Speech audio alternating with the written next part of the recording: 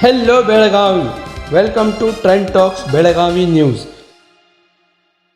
Social democratic party of India SDPI की जानिब से बेलगावी चलो अंबेडकर जाता उडुपी से लेकर बेलगावी तक किया जा रहा है।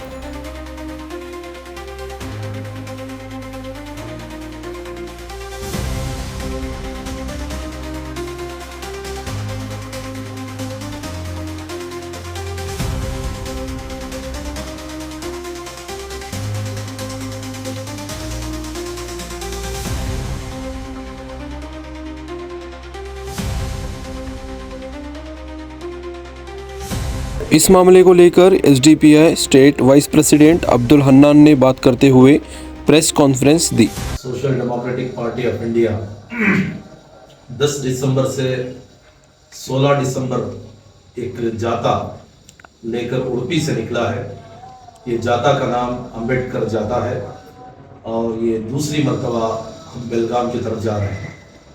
पहले भी लास्ट ईयर 2023 6 दिसंबर से 11 दिसंबर तक हम एक जाता लेकर इसी स्वर्ण सौदा के पास आए थे, एक धरना दिए थे और हमारे मुतालिबात को हम सरकार तक पहुंचाने की कोशिश किए थे, लेकिन वो मुतालिबात पूरे नहीं होने की वजह से फिर एक मरतबा हम उडुपी से लेकर दक्षिण कन्नड़ा से होते हुए चिकमंगलूर, शिमोगा और हुबली, उससे पहले हम जो है गदगा, ऐसे मुख्तलिफ अजला से गुजरते हुए हम 16 तारीख को बेलगाम तक पहुंचने वाले हैं। हमारे बहुत से मुतालिबात हैं, उसमें से पहला मुतालिबा मुस्लिम 2B रिजर्वेशन जो 4% था उसे बहाल करते हुए 8% को इंक्रीज करना है। ये हमारा पहला मुतालिबा है। ये बीजेपी सरकार ने इसको निकाला था।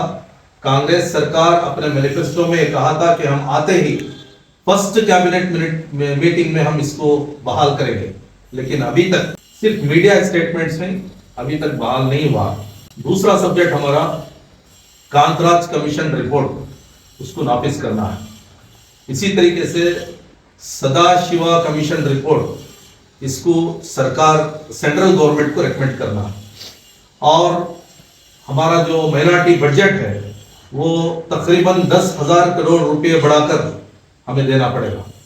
और इसी तरीके से एक और मुतालिबा जो हमारा बड़ा मुतालिबा है वो हमारे वक्फ के जो प्रॉपर्टीज हैं उसकी हिफाजत होनी चाहिए और उसके ऊपर जितने भी एनक्रोचमेंट्स हैं उसको निकालना चाहिए।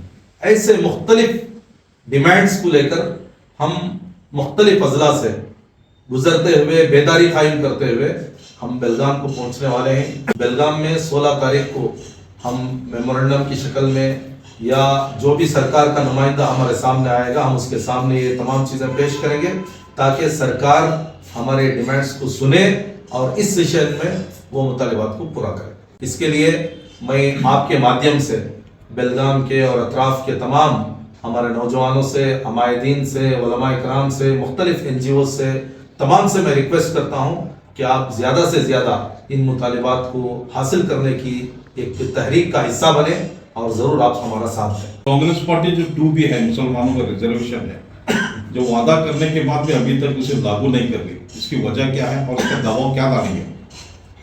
कांग्रेस की एक आदत है, अगर कोई एक छोटे चॉकलेट से भी खामोश हो जाता है तो उसे चॉकलेट और लड्डू से खामोश कर देती है। ये ऐसे मुतालिबात हैं जिसके जरिए से उनको इख्तिदार में और आगे बढ़ने के लिए रुकावटें पैदा हो सकती हैं। कांग्रेस इसके लिए कौन वोट बैंक बने, कौन वोट दिए, ये उसे मालूम है। ऐसा होते हुए भी ये सेशन में ऐसे माइनॉरिटीज को, ऐसे मुस्लिम्स को उसने क्या फैसला किया, क्या दिया। एटलीस्ट गुज़िश्ता जो 2B रिजर्वेशन था उसको बहाल करने में उसको क्या प्रॉब्लम है? मीडिया में तो वो स्टेटमेंट्स देंगे, लेकिन गवर्नमेंट ऑर्डर तो जारी करना है ना। बीजेपी सरकार जब उसको रिवोक किया, मतलब उसको निकाला, उसके बाद गवर्नमेंट कोर्ट ने उसको स्टे दिया है, उसकी वजह से ये मामला ठप है। वरना एक सरकार की जिम्मेदारी क्या है? और जो सब्जेक्ट बोलकर मैनिफेस्टो में वोट लेकर ये सरकार आई है उसकी जिम्मेदारी ये है कि फौरन 2B रिजर्वेशन बहाल करें और उसको 8% तक इंक्रीज करें। जिस तरह से लोग कहते हैं कांग्रेस मुस्लिम की पार्टी है, तो मुस्लिम 92% वोट भी उसे दिया है, इसके बावजूद भी कोई मुस्लिम के काम अभी तक हो रहे नहीं, तो भी वो लोग सॉल्व नहीं कर पाए, तो फिर ये कौन सी पार्टी है? नहीं, मुस्लिम पार्टी बोलना सही नहीं है। तो बीजेपी वाले बोलते हैं मुस्लिम पार्टी है, बीजेपी बोल रहे हैं, हम मुस्लिम पार्टी बोल के तो कांग्रेस को नहीं बोलते, लेकिन हम ये समझते हैं कि सो कॉल्ड सेक्युलर पार्टियों में से एक बड़ी पार्टी अपने आप को सेक्युलर कहती है, हुकूक दिलाने की बात करती है, माइनॉरिटीज के फेवर में बात करती है, जो बात करती है वो अमल करके दिखाए। इसका मतलब बीजेपी और कांग्रेस में फर्क क्या है? नहीं, मुझे वो फर्क का सब्जेक्ट अब फिल वक्त नहीं है। मेरा सब्जेक्ट ये है बीजेपी और कांग्रेस के अंदर फर्क कितना है वो अलग बात है। मेरा जो सब्जेक्ट है, हमारे ये फंडामेंटल राइट्स को देने में आपको क्या प्रॉब्लम है, सरकार को क्या प्रॉब्लम है, वक्फ प्रॉपर्टीज का सर्वे कराकर उसके प्रॉपर्टीज की हिफाजत करना क्या प्रॉब्लम है आपको, टू बी रिजर्वेशन मुसलमानों को देने के लिए, बहाल करने के लिए आपको क्या प्रॉब्लम है, सदाशिवा कमीशन रिपोर्ट के बारे में हो, कांतराज वर्दी के बारे में हो, क्या प्रॉब्लम है, क्यों ऐसे हुकूक को देने के लिए रुकावट बन रहे हैं, ये हमारा सवाल है। जब ये माइनॉरिटीज खामोश हो जाते हैं, मुसलमान खामोश हो जाते हैं, तो इसका माना ये है कि हम ऐसे ही खामोशी के साथ 5-5 साल गुजार देंगे, ऐसा नहीं हो सकता। Social democratic party of India यहाँ पर है। हम हर एक पार्टी का मैनिफेस्टो भी देखे हैं और उसके काम करने के तरीके को भी देख रहे हैं। हम चाहते हैं कि ये सिद्धरामैया की सरकार जरूर इन मुतालिबात को पूरा करने की सलाहियत रखती है। मैं उम्मीद करता हूं कि सरकार इस तरफ जरूर तवज्जो देगी। वक्त अमेंडमेंट बिल जो इस वक्त बहुत चर्चा में है कर्नाटक में भी, जो इस बिल के बारे में बीजेपी कहती है कि वक्त हटाओ, देश को बचाओ, एसडीपी कांग्रेस का साथ कितना दे रही इस मामले में? नहीं, बीजेपी तो सिर्फ वक्त बचाओ नहीं बोलती उन्हें, मुसलमान बचाओ, मुसलमान हटाओ, कांग्रेस हटाओ। ऐसा है कि हिंदुस्तान में सबको हटाओ, इनको एक जगह दे दो, बस। हिंदुस्तान वैसा नहीं है। हिंदुस्तान हजारों लैंग्वेजेस का, हजारों कल्चर का, हजारों तबकात का, हजारों मजहब का एक गुलदस्ता। यहाँ पर किसी को हटाने की बात हम नहीं कर रहे, और कांग्रेस और बीजेपी को भी ये बात नहीं करना चाहिए। यहाँ पर वक्फ के बारे में ये बात है कि वक्फ किसी के बाप की जगह नहीं है, सरकार की भी ये जगह नहीं है। वक्फ की जगह सरकार की भी नहीं है और किसी के बाप की भी नहीं है। ये जो जगह है मुसलमानों के लिए वक्फ की गई जगह है, और इसका मालिक वक्फ करने वाले ने अल्लाह को बना दिया। तो उस एतबार से ये वक्फ की प्रॉपर्टीज को बुरी नजर डालना गुनाह है और उनकी पॉलिटिकल कैरियर का भी खतरा है। तो वक्फ प्रॉपर्टीज के एतबार से वावेला बहुत मचाएंगे, लेकिन इसको कोई छीन नहीं सकता और हम छीनने वाले को छोड़ भी नहीं सकते। तो इसलिए वक्फ प्रॉपर्टीज को कानून के जरिए से आप दबोचने की जो कोशिशें कर रहे हैं, हम उसको होने नहीं देंगे। लेकिन कर्नाटक की कांग्रेस सरकार, सेकुलर सरकार, वक्फ के बारे में कितना सीरियस है, कितना सिंसियर है, ये बताना पड़ेगा। इसके लिए उसको सर्वे करना पड़ेगा, वो एनक्रोचमेंट्स को हटाना पड़ेगा और उसकी हिफाजत के इंतजाम करना पड़ेगा।